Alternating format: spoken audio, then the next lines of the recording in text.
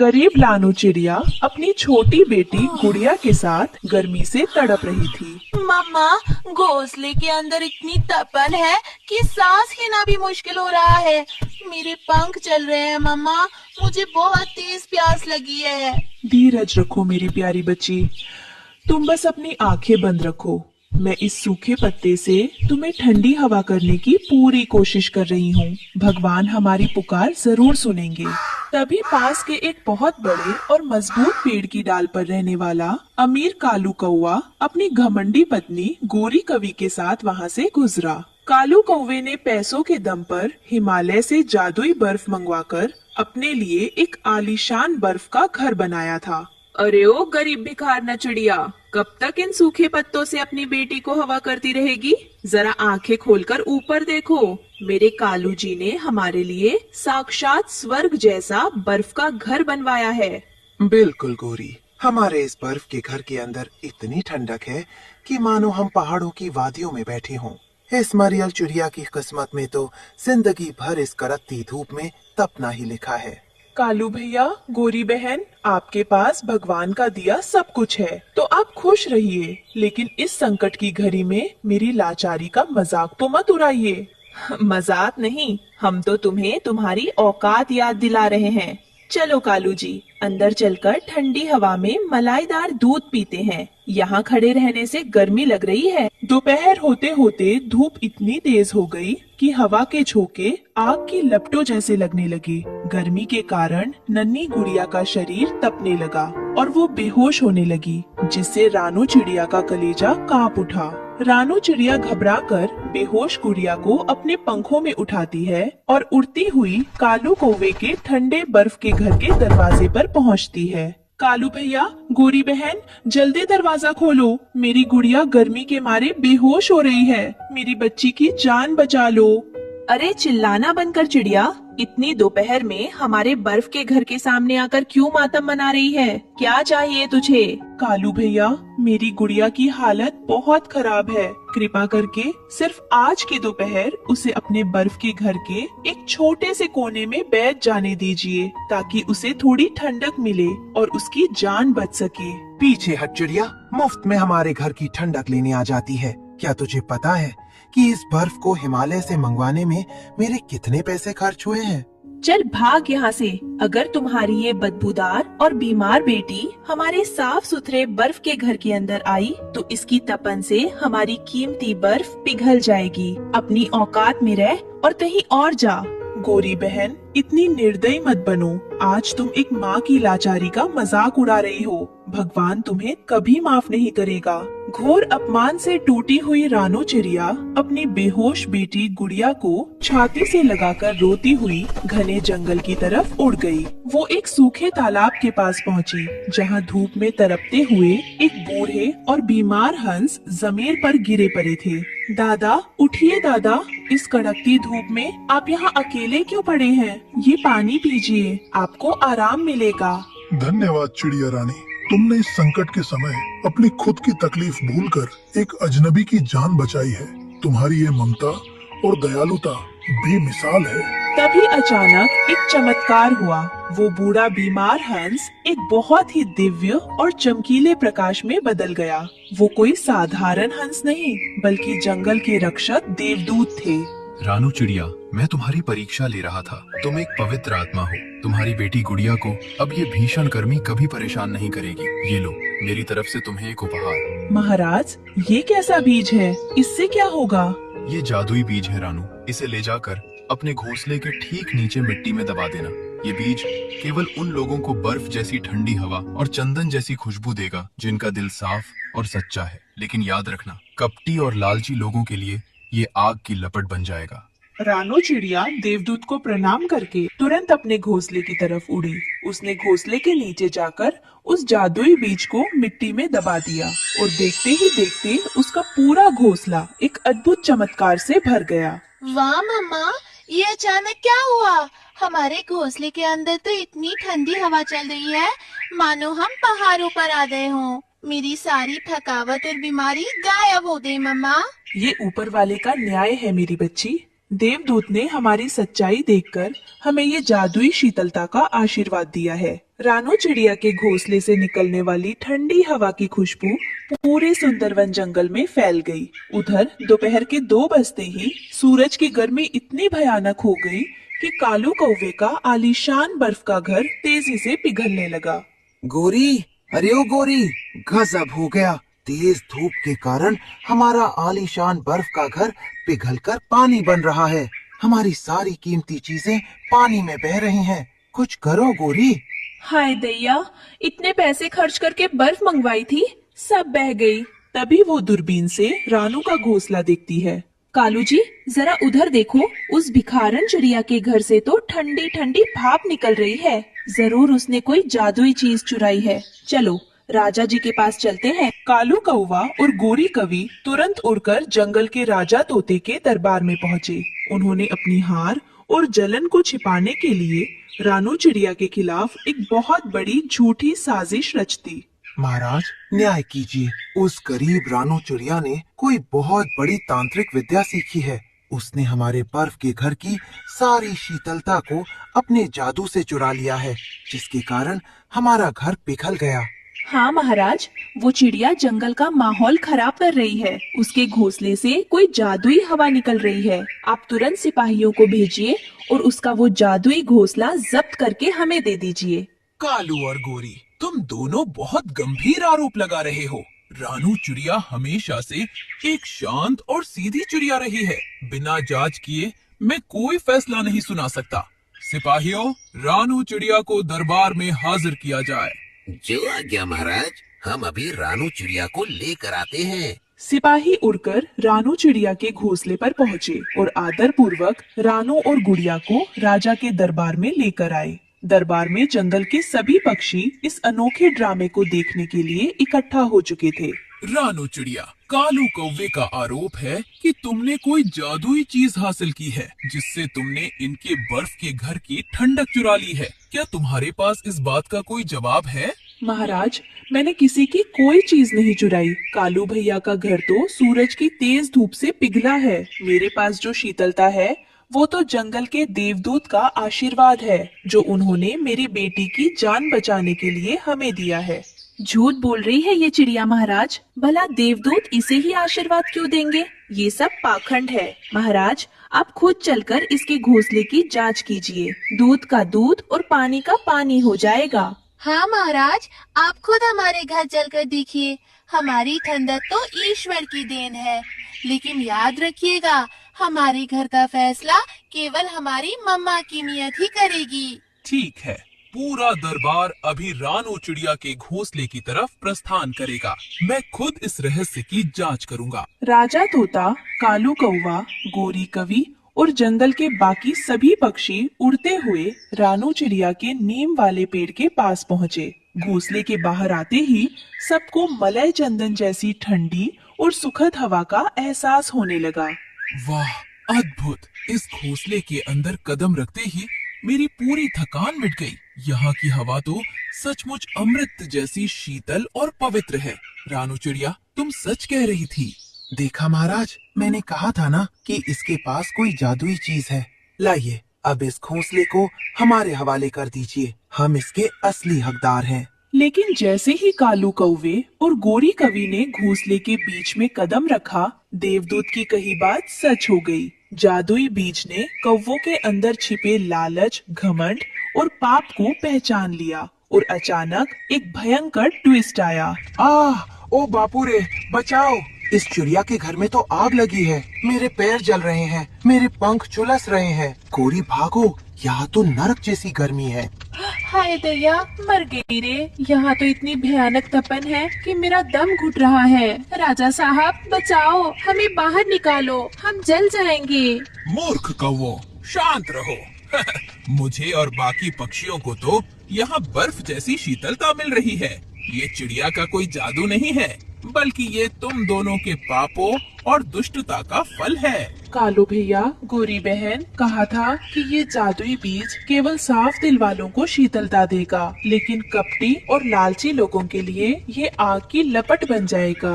आज तुम्हारी बुरी नीयत ने ही तुम्हें ये सजा दी है। कालो कौवे और गोरी कौवी का सारा घमंड पल भर में पिघलकर मिट्टी में मिल गया। वे गर्मी और आग की तपन से तड़पते हुए घोंसले से बाहर भागे और पेड़ के नीचे जमीन पर गिरकर रानो चिड़िया के सामने हाथ जोड़ने लगे। चिड़िया बहन, हमें माफ कर दो, हमसे बहुत बड़ी भूल हो गई। हम अपनी धन दौलत और बर्फ के घर के घमंड में अंधे हो गए थे। हमने तुम्हारी तड़पती हुई बेटी को अपने घर से भगाया था। आज हमें अपनी करने की सजा मिल गई। रानो बहन, तुम बहुत दयालु हो, हमारी जान बचा लो। इस असह्य तपन से हमें दूर करो। हमारा बर्फ का घर भी पिघल गया और हमारा अहंकार भी टूट गया। हम कभी किसी गरीब का मजाक नहीं उड़ाएंगी। रानो चिड़िया, इन दोनों ने तुम्हारे साथ बहुत बुरा व्यवहार किया था। कानूनन मैं इन्हें जंगल से निकालने की सजा दे सकता हूँ। बताओ तुम क्या चाहती हो?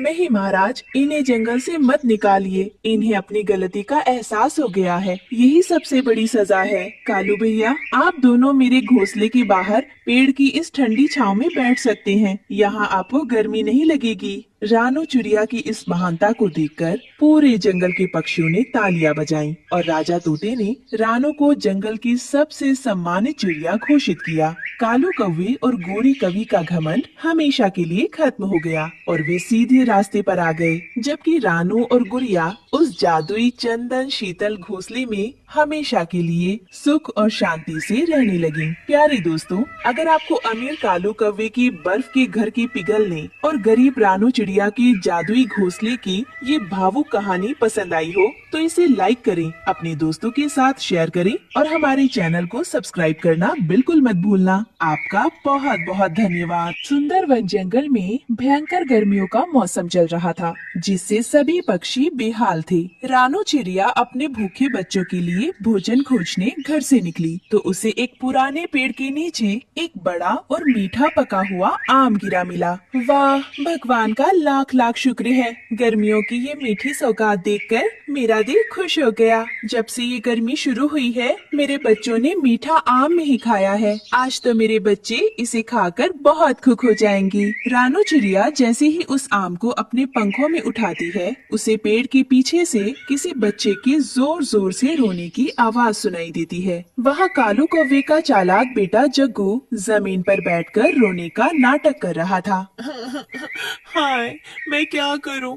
इस पूरे जंगल में मेरे जैसे बदनसीब कौवे का बच्चा कोई नहीं होगा। मेरे मम्मा और पापा बहुत बुरे हैं। वे मुझे कभी कोई स्वादिष्ट भोजन या मजे मजे के फल नहीं खिलाते। अरे जग्गू बेटा, तुम पेड़ के नीचे बैठकर इस तरह रो क्यों रही हो और अपने माता पिता के बारे में ऐसा क्यों बोल रही हो? माता पिता की तो हमेशा यही कोशिश होती है कि अपने बच्चों को अच्छा से अच्छा भोजन खिलाएं। नहीं रानू आंटी, आप नहीं जानती, मैंने कल सुबह से पेट भर कुछ नहीं खाया है। अगर मैं मम्मा पापा से कुछ मांगता भी हूँ तो वे मुझे डांट कर भगा देते हैं और कहते हैं कि अब तू बड़ा हो गया है, जाकर अपना भोजन खुद खोज। हाय रब्बा, ये बेचारा छोटा सा बच्चा कल से भूखा है। इसके माता पिता कितने निर्दयी हैं, जो अपने बच्चे को इस गर्मी में भूखा रखते हैं। मुझे इस पर बहुत दया आ रही है। जग्गू बेटा, रो मत, आंसू पोंछ लो। ये लो, तुम मेरा ये मीठा आम खा लो और अपनी भूख मिटाओ। मैंने देखा है कि इस पेड़ पर एक और आम लगा है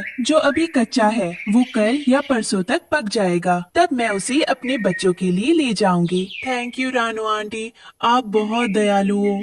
आप ना होती तो मैं आज भूख से मर जाता। भोली रानू चिड़िया अपना आम जग्गू को देकर खाली हाथ अपने घोंसले की तरफ उड़ जाती है, लेकिन जैसे ही रानू चिड़िया वहाँ से ओझल होती है, पेड़ के पीछे छिपे कालू कौवा और गोरी कवि बाहर निकल आते हैं।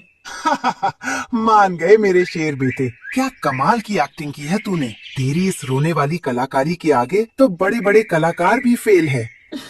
सच कहा कालू जी, मेरा राज दुलारा बेटा दिन ब दिन बहुत समझदार और तेज होता जा रहा है। देखा कैसे उस मूर्ख चिड़िया को अपनी बातों के जाल में फंसाकर मुफ्त का आम ऐंठ लिया।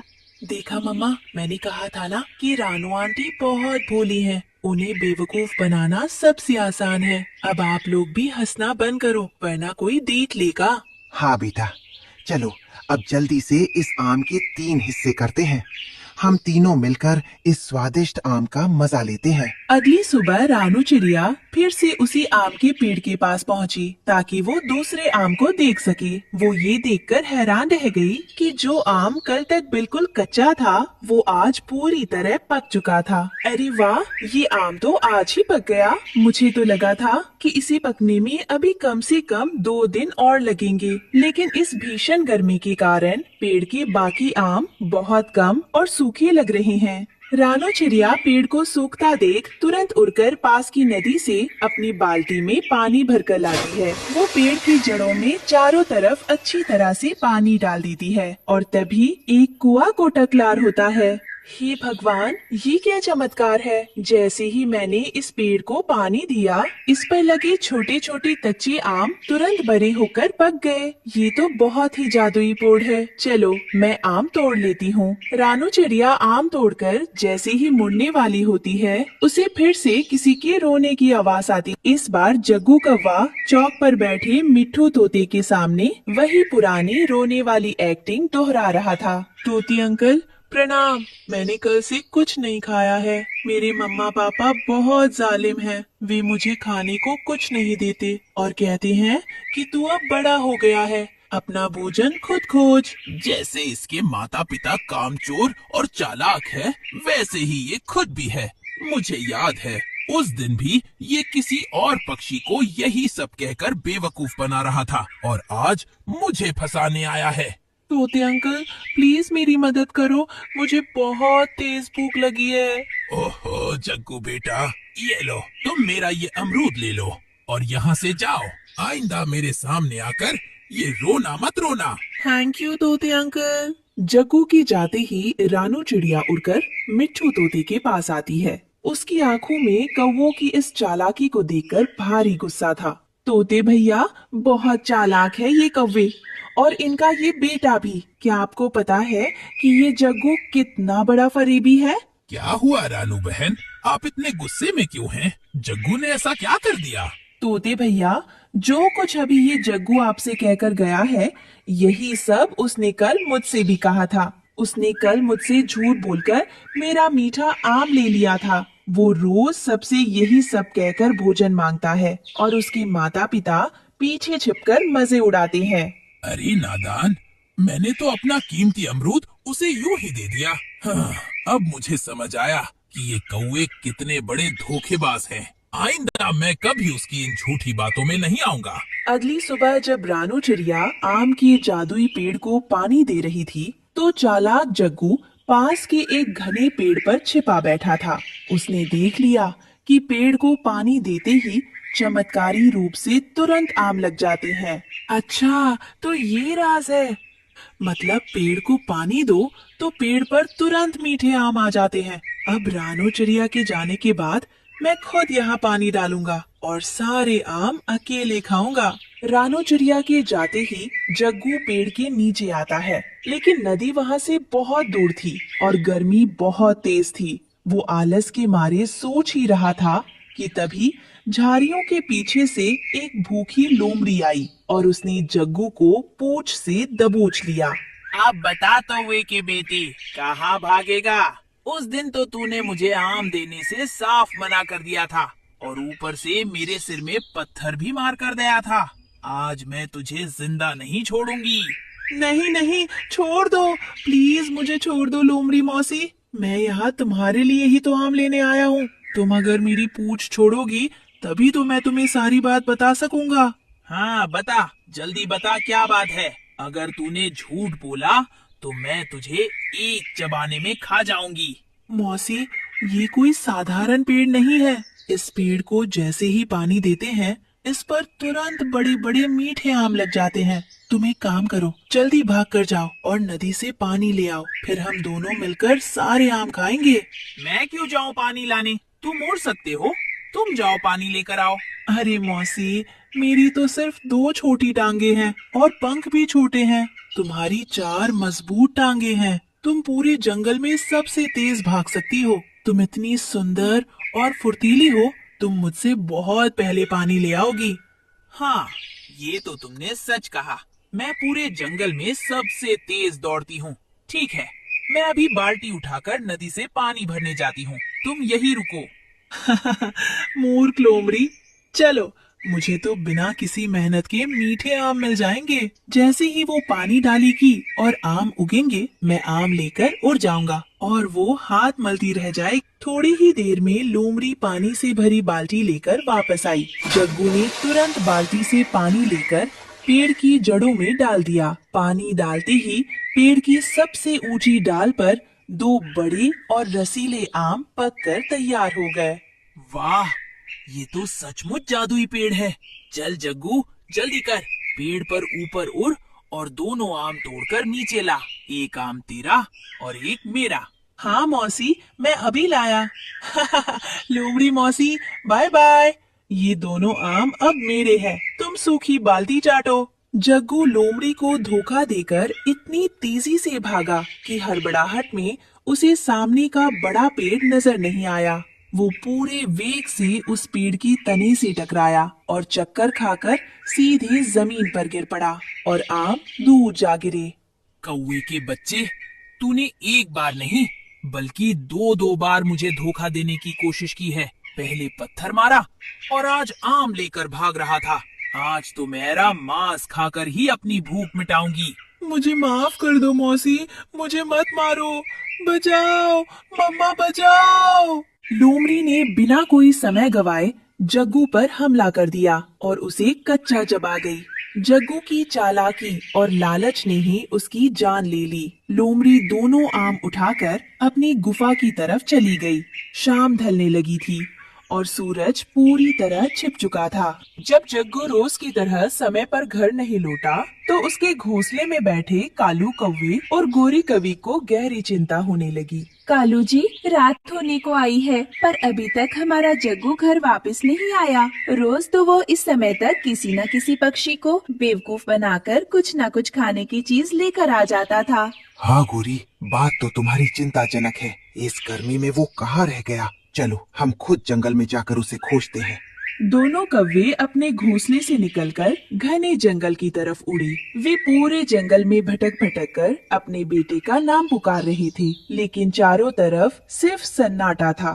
जग्गू बेटा, जग्गू बेटा, मेरे प्यारे बच्चे कहाँ हो तुम? आवाज दो बेटा, अपनी मम्मा के पास वापिस आ जाओ। जग्गू, कहाँ छुपे हो बेटे? देखो, तुम्हारे मम्मा पापा तुम्हें ढूंढ रहे हैं, बाहर आओ। कालू जी, पूरा जंगल छान मारा पर जग्गू कहीं नहीं मिला। मुझे बहुत डर लग रहा है, कहीं उसके साथ कुछ बुरा तो नहीं हो गया।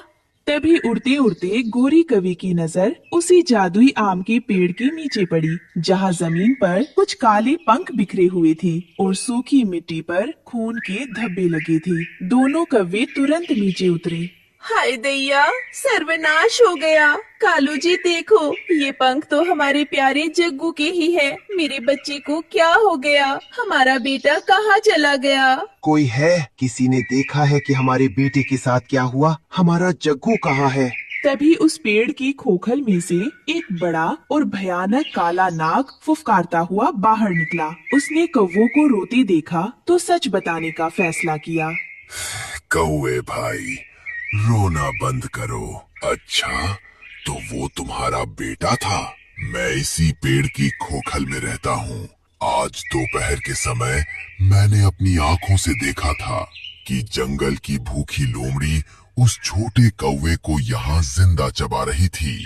ये क्या हो गया कालू जी? हमारा इकलौता बेटा चला गया। भोजन लाना और कमाना तो हमारा फर्ज था, लेकिन हम अपनी कामचोरी और आलस की वजह से अपने छोटे बच्चे को रोज फरेब करने भेज देती थी। आज हमारी ही बदमाशी ने हमारे बच्चे की जान ले ली। गोरी, हमसे बहुत बड़ी गलती हो गई। अगर हम खुद मेहनत करते और अपने बेटे को सही संस्कार देते, उसका साथ देते, तो आज हमारा बेटा जिंदा होता। दूसरों को बेवकूफ बनाने के चक्कर में आज हमारा आशियाना ही उजड़ गया।